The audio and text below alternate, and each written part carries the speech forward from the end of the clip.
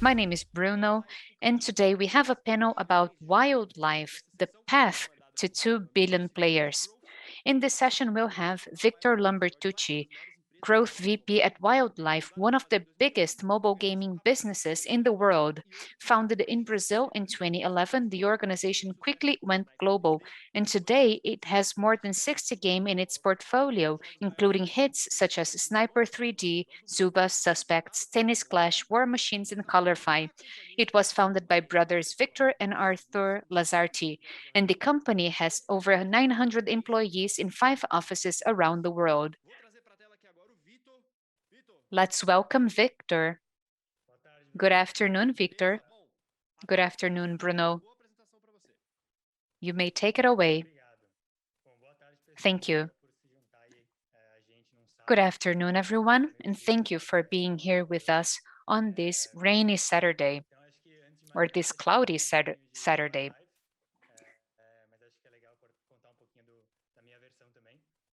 Of course, we'll be talking about wildlife, but I will share my perspective with you as well. We want to tell you how a two-person developer got to the size it has right now and how we're trying to multiply the success.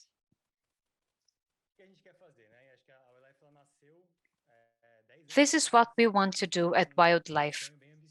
Wildlife came about 10 years ago with a very ambitious dream. We wanted to develop games to make billions of players happier. And that is why we chose mobile games, because we have billions of people with smartphones. Let me tell you everything that has happened thus far in the last decade. Wildlife was founded in 2011, and at the time it was named TFG. It was called TFG. We were not this famous before. And we basically had two brothers from São Paulo founding this company together. They had a dream of starting a business, and at the time, the App Store had just been released. It was in its early stages, and it sounded like we had major opportunities to create things. These brothers had always liked games, and they said, hey, we could see games in this new platform. This could be great. And at the time, they didn't know how to code, but they didn't see this as a hurdle. They just found out how to do it. They left their jobs, they moved back into their parents' homes, and they were coding all the time. Victor was working with Android and Arthur with iOS, and they were figuring out how to build games. That's when we saw the racing penguin, the first one with the icon we can see over there. It's our oldest. So they spent 3 months in their parents' home, working in the kitchen day and night until these games were ready. And I think Android was ready a week before the iOS version was ready, and they always talk about that. So they released these games at the App Store and at the Play Store, and this game was the most downloaded game in the world for 2 weeks. Way more successful than what they had imagined, and they realized that they had a successful business in their hands. And they started thinking about hiring some friends and hiring people to help them build this company, friends who knew how to code and who were already more familiar with this industry. So in 2012, we had the bike race, which was extremely successful and the most downloaded one in the world for a couple of weeks. And a year after the launch of Bike Race, we saw peaks of downloads for Bike Race. When people got a new smartphone, one of the biggest and first games they would download was Bike Race. And it was really nostalgic because it was being downloaded years and years after its release. Then in 2014, we released Sniper, which is still big. And if you're into mobile games, you've probably seen ads for Sniper.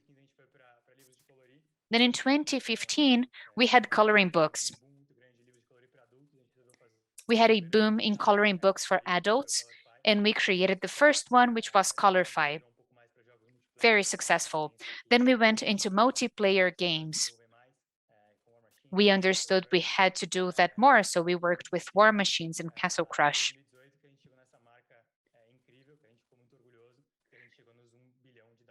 Then in 2018, we got to 1 billion downloads, a big landmark for us after a few years in the market.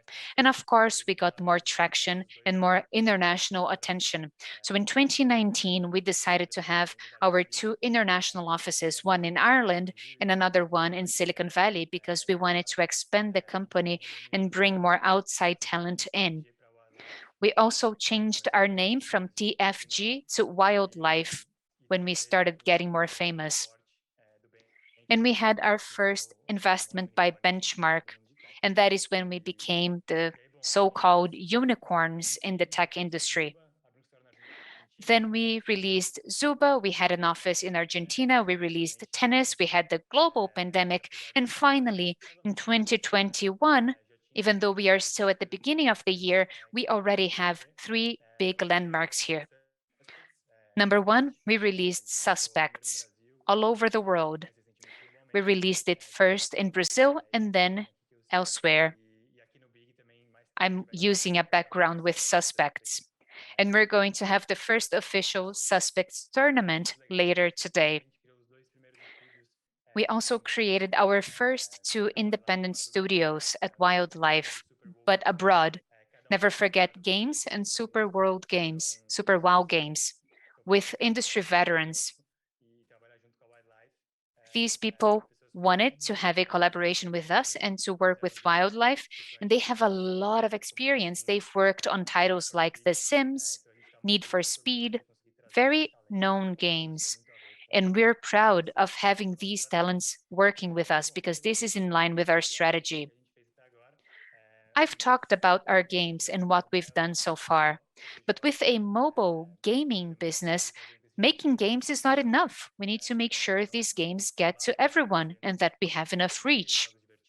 So, creating amazing fun games is not enough. We need to make sure they get to the hands of the right players who will be interested in playing these games. This has a lot to do with what we're trying to build here in my department. And with mobile gaming, we usually have the publishing function.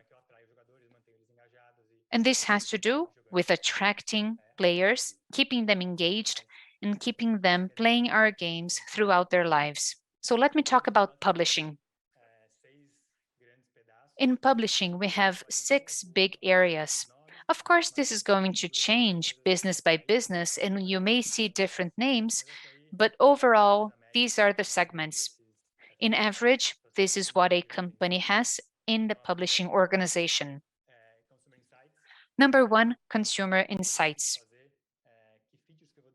What kind of games are we going to develop? What kind of features are we going to offer according to the players we have? What kind of research can I have? I need competitive intelligence from this market to understand what players want and how to improve the games that I already have. Number two, product marketing. You need to set your marketing plan and your go-to-market strategy, your tone, your brand. And you always need to look at a player's journey and how they interact at every touch point throughout this relationship to keep them engaged as much as possible. Number three, we have business development. We need to secure strategic collaborations and relationships to find room for growth. Right now, App Store and Play Store concentrate most downloads for games in the world, so it's a good idea to have a good relationship with them and to be in touch with their teams so that we can get good features and good spotlights, but also to work with the new mechanics that Apple and Google release so that we can incorporate that into our games. We also need collaborations with brands. For example, we had one between Tennis Clash and Gucci last year. We can also work with smartphone manufacturers. Number four, user acquisition. For the mobile gaming market, it is extremely important to buy users to bring them in through ads. And this has a lot to do with testing and analyzing data and getting data. It's important to do that through normal channels like Facebook, Google, and YouTube, but also from other games.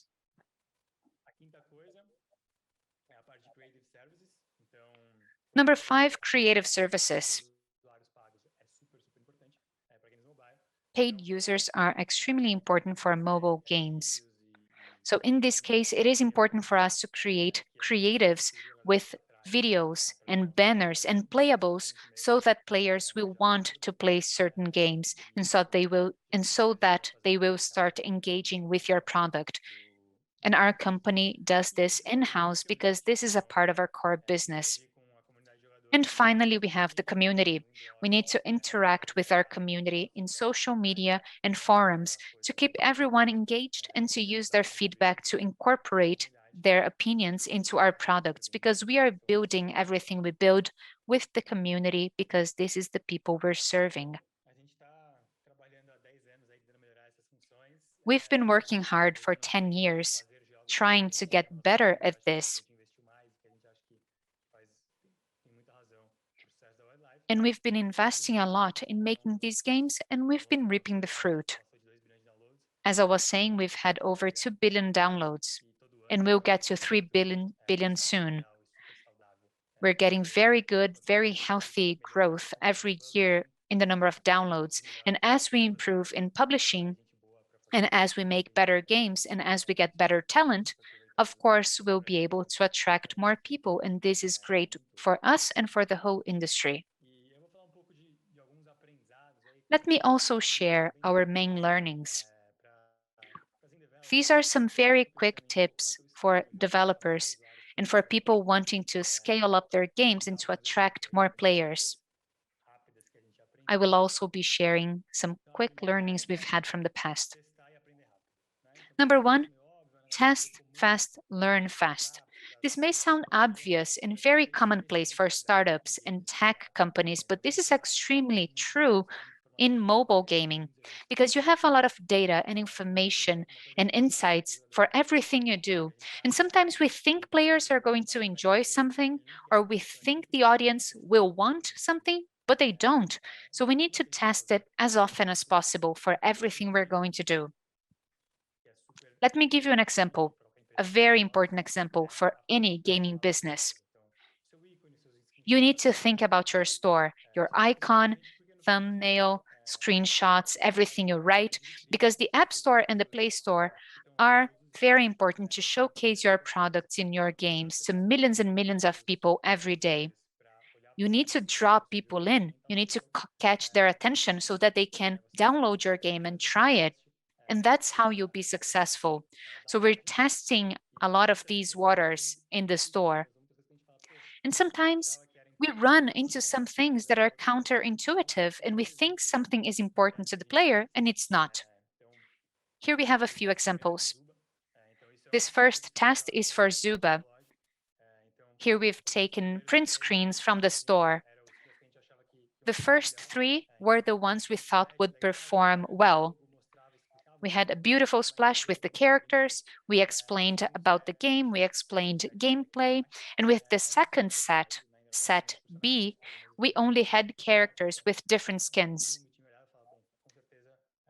And everyone who looked at it said, oh, option A is certainly going to be the winner here. This is what makes sense. But upon testing them, we saw that actually option B performed better. And this also helped us think about other things inside of our product, for example, skins and characters. The same thing happened with Sniper. Version A had a very good splash. We saw diverse components for PvP inside this game, which were being showcased.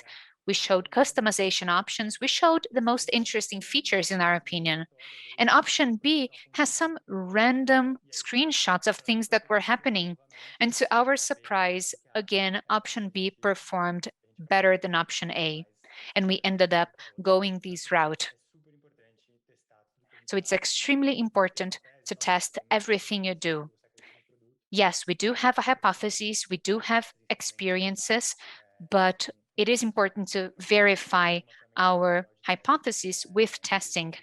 And these app stores have very interesting testing tools that anyone can use. Number 2, Never think about the average user. Finding the right user and understanding who the right users are is going to hugely impact monetization and retention for your game. We sometimes think that we don't have good enough retention or good enough engagement for a certain feature for the average users, but they may have engaged the 5% of hardcore users that are extremely engaged. And we need to gauge that. We need to understand how to engage both average users and hardcore users or heavy users. Another very important example, which we sometimes underestimate, is related to paid acquisition. In paid acquisition, we have a lot of control to choose the users we want to bring into our game. And we see huge differences in monetization according to the profile. For example, with organic users, usually for paid users, they are more targeted, they are 1.5 times better.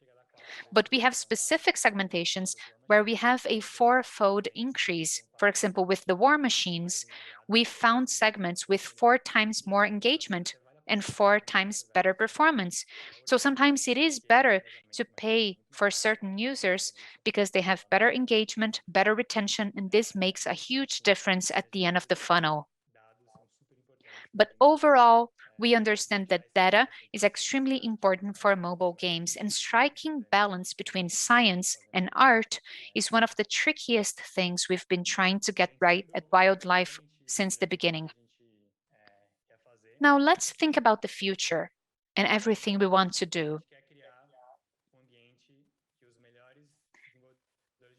We want to create an environment in which the world's best game developers can come and do their best work.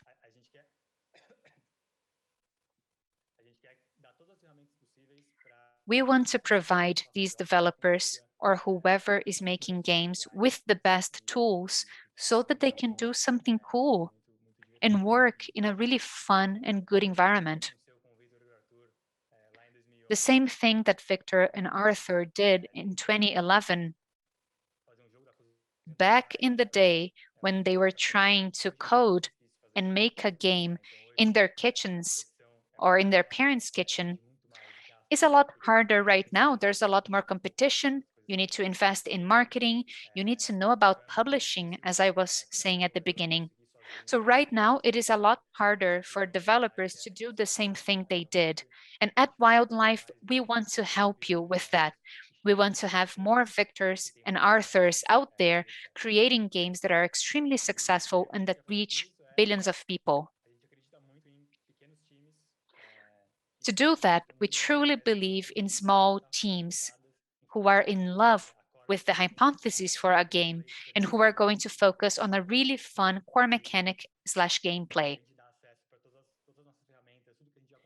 And we'll give these people access to all of the tools and everything we've developed in the past decade.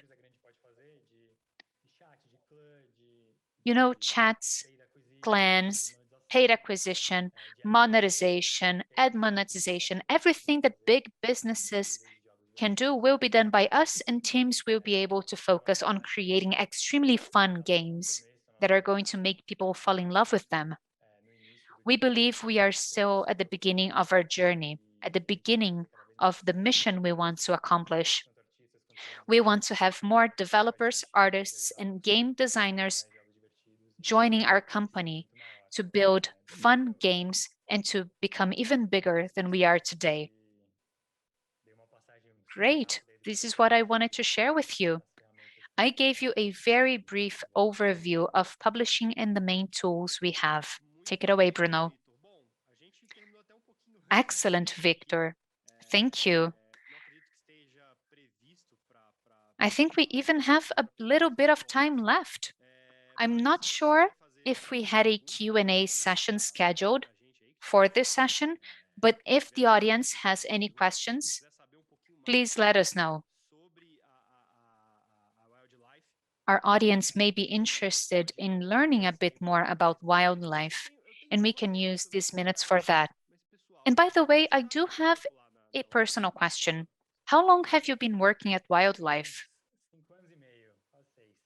Almost 6 years, 5.5 years to be precise.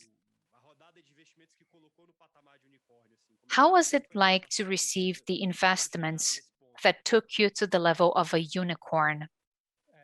How did it feel? This is a great question, Bruno. I think wildlife has a very, very unique culture. We dream big. We want to do something big. And we saw this investment as a consequence of the work we were doing. And we still think we are getting started because this is not a lot close to where we want to get. So, yes, we celebrated our achievement, especially because we got investments from well renowned funds from abroad. But I think a couple of days later, we were already focused in again on creating more games and games that would reach more people. Because becoming a unicorn is 1% of what we want to do. We want to become the Disney of gaming. And I think we are still getting started with our story and our journey. Great, Vitor. Thank you very much. We don't have any further questions, but this has been really interesting. And guys, we still have a lot to come at the big festival, and we'll be here until midnight. Lots of cool sessions. Please share the link, tag your friends, and ask them to come join us at the 2021 Big Festival. And if you like the festival, please like this session. We'll be back in 5 minutes. Thank you. Big Festival 2021, the biggest games festival in Latin America.